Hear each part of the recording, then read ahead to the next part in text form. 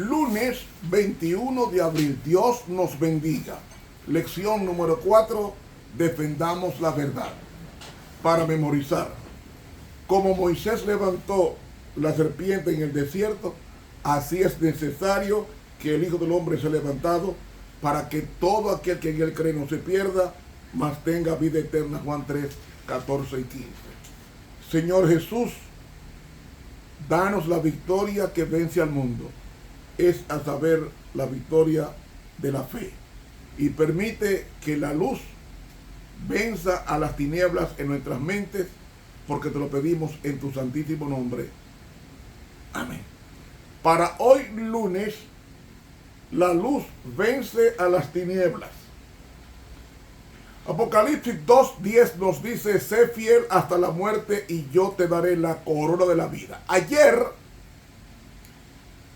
hablamos de los principales factores que contribuyeron al establecimiento de la supremacía del obispo de Roma y nos quedamos en el punto 6. Hoy pasamos al punto 7 y punto 8, 9 y 10. Punto 7. El prestigio político del papado fue acrecentado por los repetidos éxitos que tuvo al evitar o mitigar los ataques de los bárbaros contra Roma. Y a menudo, en ausencia de un dirigente civil, el Papa cumplió en la ciudad las funciones esenciales del gobierno secular. 8. Las invasiones mahometanas constituyeron un impedimento para la Iglesia de Oriente y así eliminaron al único rival de importancia que tenía Roma. 9. Los invasores bárbaros de Occidente, en su mayoría, ya estaban nominalmente convertidos al cristianismo y esas invasiones libraron al Papa del dominio imperial. Y 10. Gracias a la conversión de Clodoveo en el año 496, rey de los francos, el papado dispuso de un fuerte ejército para defender sus intereses y tuvo una ayuda eficiente para convertir a otras tribus bárbaras. Ahora bien, haciendo profesión de cristianismo, Constantino el Grande, que murió en el año 337, vinculó la iglesia con el Estado, la unió, y subordinó la iglesia al Estado, e hizo de la iglesia un instrumento de la política del Estado.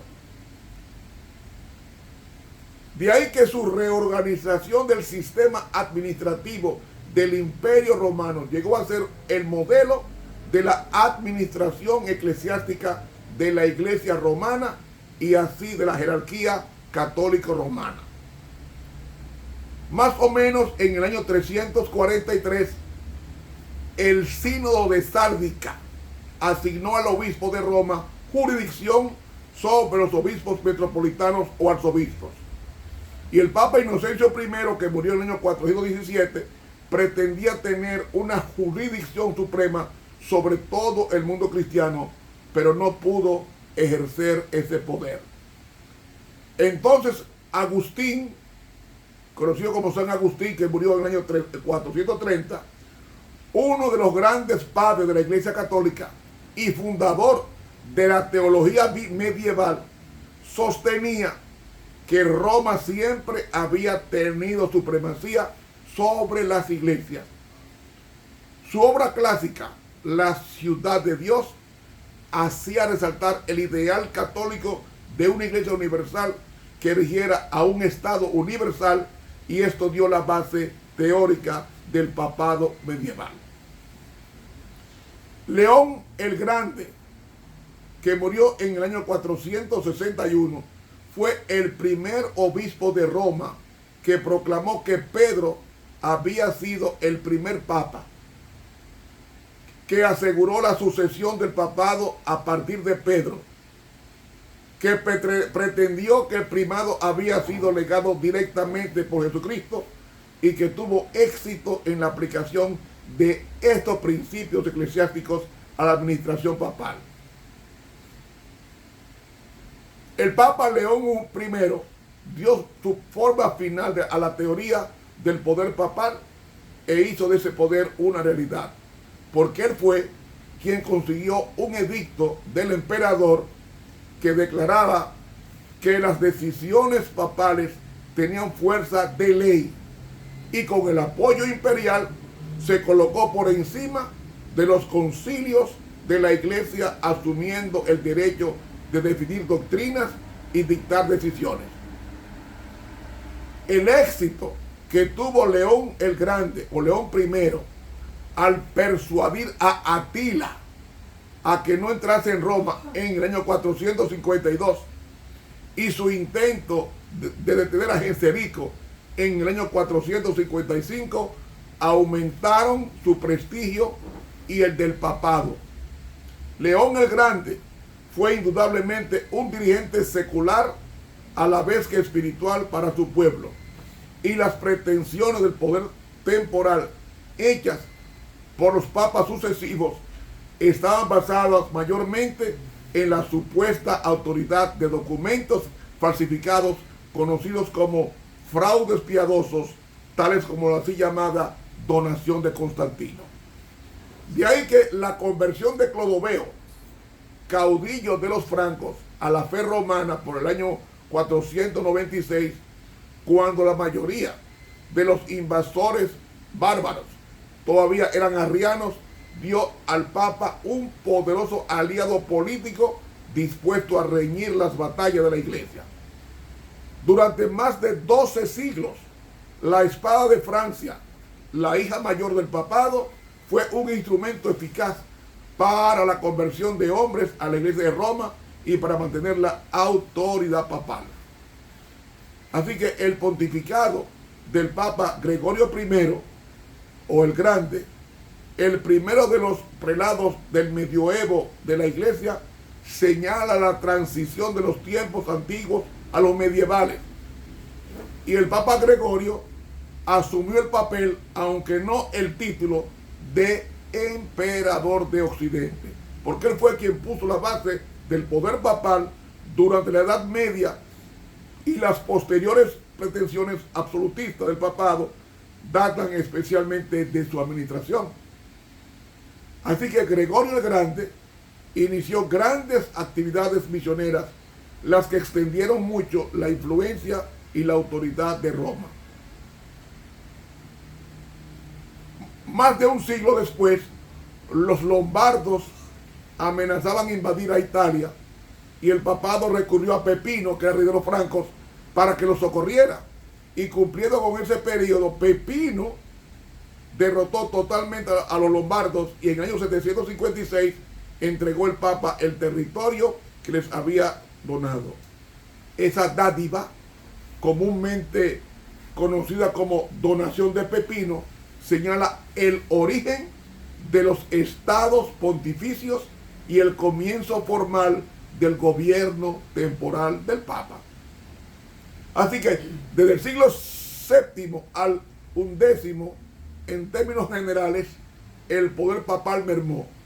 Y el próximo Papa, uno de los más grandes de todos, fue Gregorio VII, que murió en el año 1085, que proclamó que la Iglesia romana nunca había errado y nunca podría errar, y de que el Papa es el juez supremo, que no puede ser juzgado por nadie, que no se puede apelar de sus decisiones, que solo él tiene derecho al homenaje de todos los príncipes y que solo él puede quitar y poner reyes.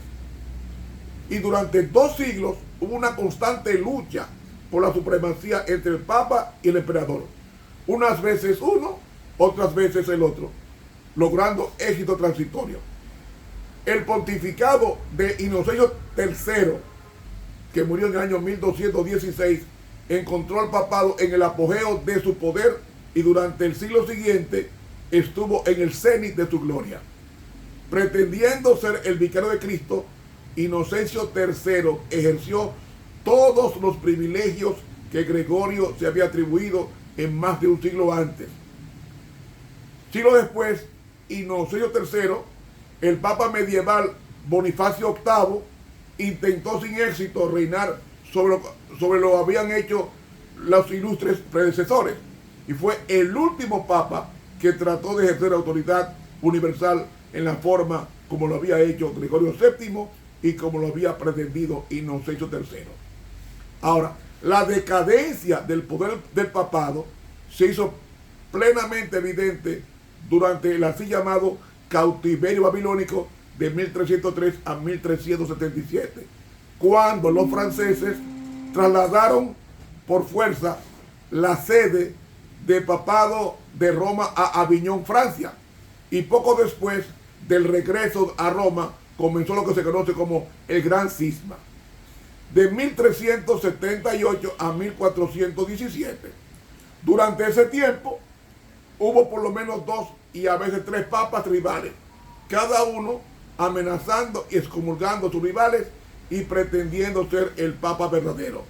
Como resultado, el papa sufrió una irreparable pérdida de prestigio a los ojos de Europa. Mucho antes de los tiempos de la Reforma, dentro y fuera de la Iglesia Católica, se levantaron voces en contra de sus arrogantes pretensiones y de sus muchos abusos de poder, tanto seculares como espirituales. El resurgimiento cultural en la Europa occidental del Renacimiento, la era de los descubrimientos, el desarrollo de fuertes estados nacionales, la invención de la imprenta y varios otros factores contribuyeron a la pérdida gradual del poder papal. Y al aparecer Martín Lutero, habían ocurrido muchas cosas que socavaron la autoridad de Roma.